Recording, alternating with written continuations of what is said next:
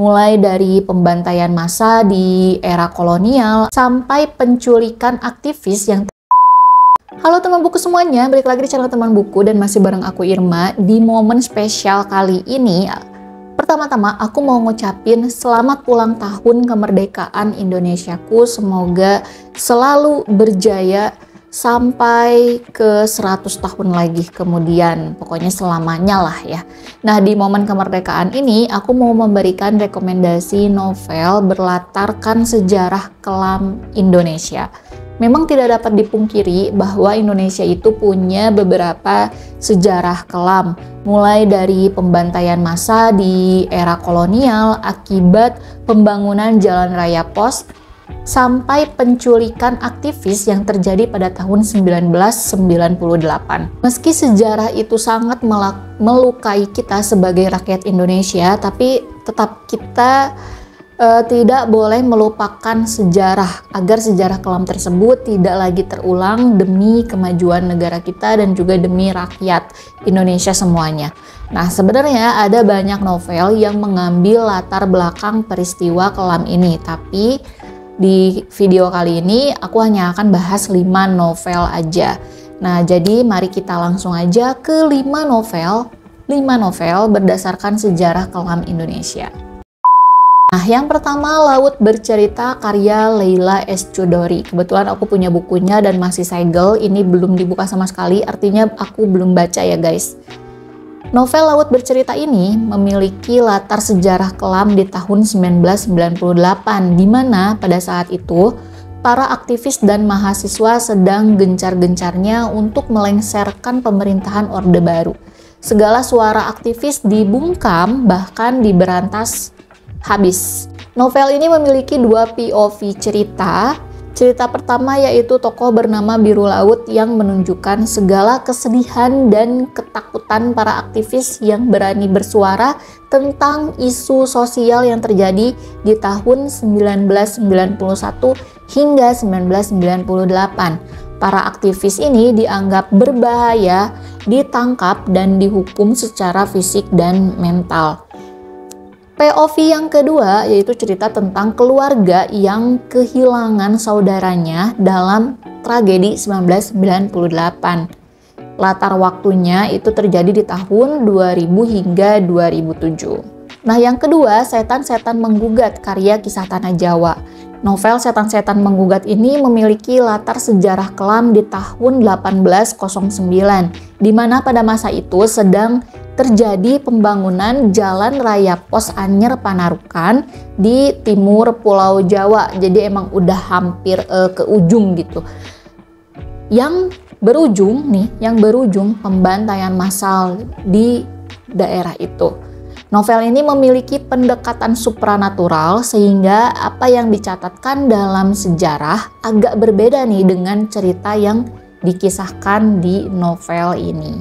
Novel yang ketiga yaitu Pulang karya Leila S. Chudori. Kebetulan aku nggak punya buku fisiknya, jadi kita langsung aja ke sinopsis singkatnya. Nah, novel Pulang ini berlatarkan kisah kelam di masa pembasmian golongan kiri yang kita kenal dengan peristiwa G30 SPKI tahun 1965. Novel ini bercerita tentang perjalanan hidup Dimas Suryo yang kini tinggal di Prancis pasca peristiwa tersebut.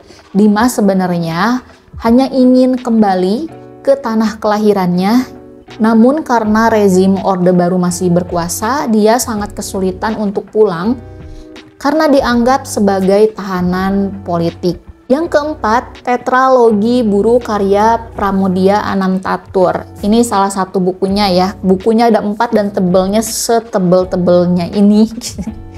Tebelnya kurang lebih seperti ini. Ini buku yang ketiga. Kita langsung aja ya bahas ya. Jadi Tetralogi Buru merupakan 4 novel karya Pramoedya Anantatur dengan judul pertama Bumi Manusia, yang kedua Anak Semua Bangsa, yang ketiga Jejak Langkah yang ini, dan yang keempat itu Rumah Kaca. Novel-novel ini memiliki latar sejarah kelam di mana para pribumi tidak memiliki hak apapun terhadap tanahnya sendiri. akibat apa? Kolonialisme. Ya, kolonialisme zaman penjajahan Belanda. Dengan tokoh utama Mingke sebagai pelopor media Melayu dan penggerak organisasi pribumi, dia berusaha menaikkan derajat pribumi dari hukum kolonial yang berlaku pada saat itu meski berujung ke pembuangan dan pengasingan oleh pemerintah Belanda. Yang kelima itu Tanah Surga Merah, karya Arafat Nur.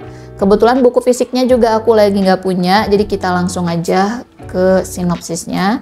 Nah, novel Tanah Surga Merah ini memiliki latar konflik politik di Nanggro, Aceh Darussalam, di mana di sana terjadi pergolakan politik lokal yang berkaitan dengan GAM atau Gerakan Aceh Merdeka dan Partai Merah.